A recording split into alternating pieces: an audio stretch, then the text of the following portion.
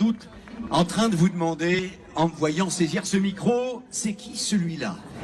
Autant sa moustache me dit vaguement quelque chose, autant l'homme derrière, je ne sais pas. Eh bien, c'est précisément pour cette raison que, solennellement, je tenais à vous présenter mes excuses.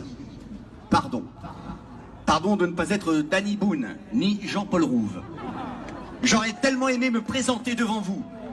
Sinon, avec le statut de star, du moins avec celui de vedette, d'artiste qui compte, pour pouvoir me faire le relais de l'injustice que vous vivez, que nous vivons, et d'emporter dans le sillage de mes paroles les voix inaudibles de milliers d'anonymes.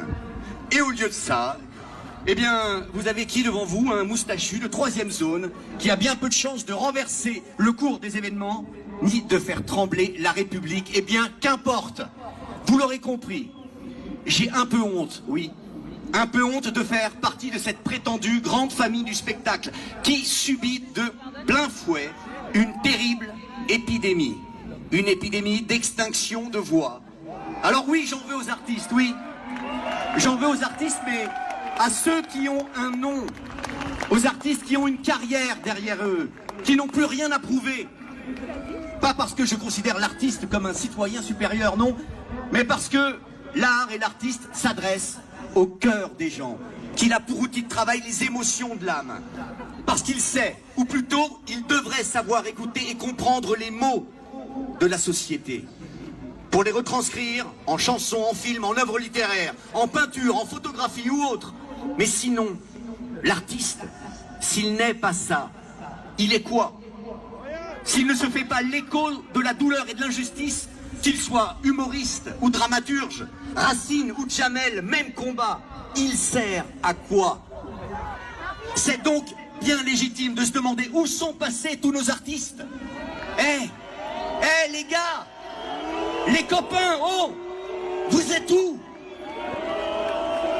Vous aussi, vous avez pleuré comme je l'ai fait ce soir-là, devant mes enfants, à écouter le Premier ministre d'une glorieuse nation accuser sa propre fille de 11 ans de l'avoir contaminée pour mieux étendre et justifier sa politique de généralisation vaccinale aux enfants.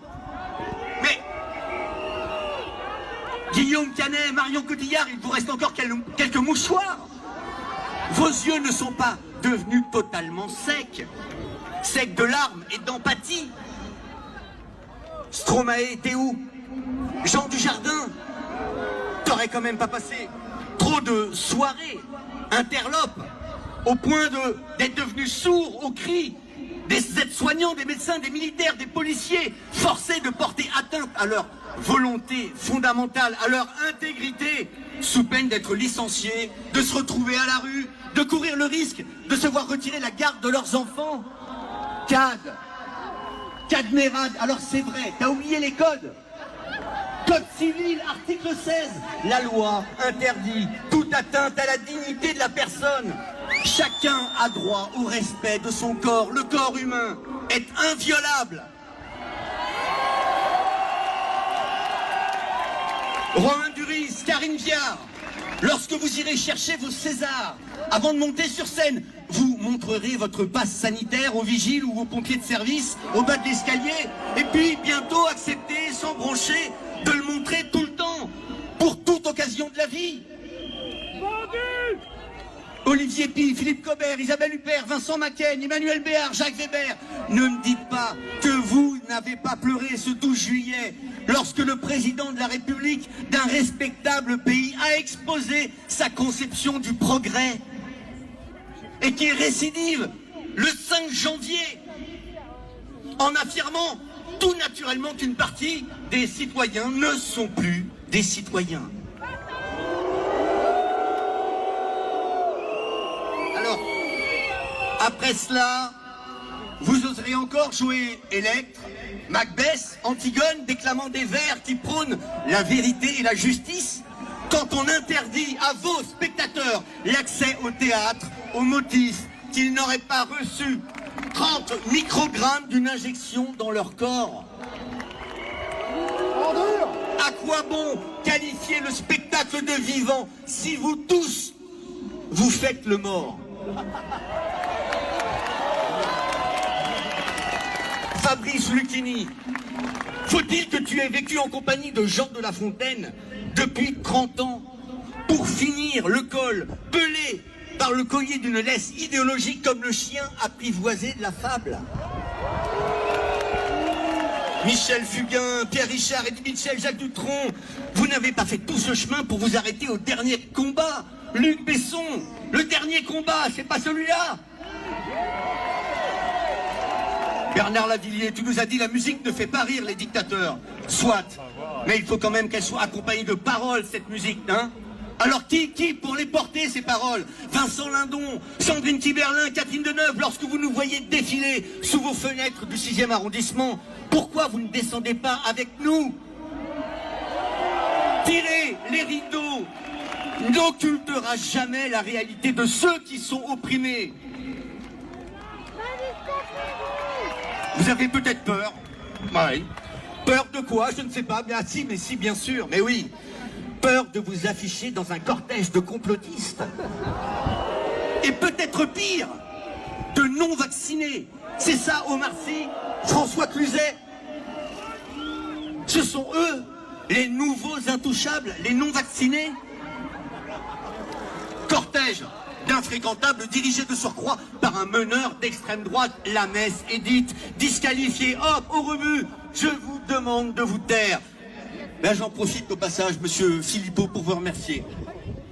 Oui, de m'offrir une tribune, parce que nous nous sommes même jamais parlé de notre vie. Eh bien, par votre combativité, sans relâche, vous avez forcé mon respect et celui de bien d'autres. Alors, pas des artistes, non. Mais je me permets toutefois, monsieur Philippot, de vous mettre en garde. Ce n'est certainement pas en manifestant tous les samedis, depuis plus d'1 an, en cherchant à éliminer les discriminations et les divisions entre Français, à écouter inlassablement leurs souffrances, ni en vous mobilisant pour obtenir la vérité, que vous allez devenir un vrai fasciste, à qui l'on prête l'ignoble dessein, une fois arrivé au pouvoir, de vouloir supprimer les libertés et surveiller le peuple, d'opprimer les minorités, comme tout bon dictateur qui se respecte. Non, il y a encore du boulot à faire, monsieur Philippot. Alors, oui, c'est tellement plus simple de se blottir dans la chaleur de l'opinion commandée, bien lovée, au milieu de la chorale de la pensée dominante. Mais alors, qu'est-ce qui s'est passé, Florent Pagny? Ça y est, ils l'ont eu pour de bon, ta liberté de penser?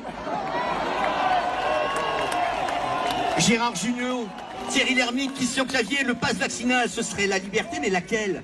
Celle de pouvoir aller bronzer au soleil? Et pourtant, on est tous d'accord, oui, on est tous d'accord, les enfants, c'est notre trésor. C'est notre trésor, les justifiés dans les films, ils sont là pour protéger les enfants, pas les milliardaires de laboratoires pharmaceutiques. Alors, je comprends pas, toutes ces histoires, tous ces beaux textes, toutes ces chansons, toutes ces leçons de vie, c'est pour de faux. Alain Delon, l'insoumis Monsieur Klein, c'est juste une histoire. Gérard Depardieu, Colonel Chabert, Uranus Germinal, c'est plus que du simple cinéma tout ça. Benjamin Biolay, il restera quoi dans ton héritage? Il n'y aurait donc rien derrière tout ça, hein? Rien au fond des œuvres. La morale de l'histoire, ce quelque chose qui nous dépasse et qui nous relie au vrai, au juste. Tout ça, c'est de la fiction. Eh bien non. La liberté, la dignité, l'humanité, ce ne sont pas que des slogans vides, scandés le samedi par une poignée de connards, hein, Joey Star? Si tu descendais de temps en temps et leur discutais avec ces gens, ces connards, tu verrais qu'on y trouve de la bonté, de l'humanisme, de la solidarité, de la bienfaisance, toutes ces notions pour lesquelles on s'est battu depuis des décennies. Alors je vais faire vite, je vais me raccourcir. Mais les copains, venez manifester, vous allez voir. Ici on danse, on chante. Dernière chose, c'est une expérience pour eux. Tous les comédiens, les comédiennes, vous prenez vos enfants avec vous, face à un miroir. Vous les regardez et vous prenez votre plus belle voix et vous leur dites: vous savez mes amours, papa, il est dans le camp des vainqueurs. Il est dans le camp des gentils, il est du bon côté, celui où l'on bafoue tout ce qu'il y a de moins précieux au monde, hein. La dignité, la tolérance, la vérité, ces vieilles inepties là, pour lesquelles des hordes sont battues. Il va jouer aux apprentis sorciers maintenant avec vous. Parce que La bonne santé gratuite naturelle, ça n'existe pas. Pour être en bonne santé, il n'y a qu'un moyen, te faire piquer toute ta vie. Et franchement, si vous y arrivez, c'est que vous êtes vraiment des bons des vrais bons comédiens. Chapeau bas, les artistes.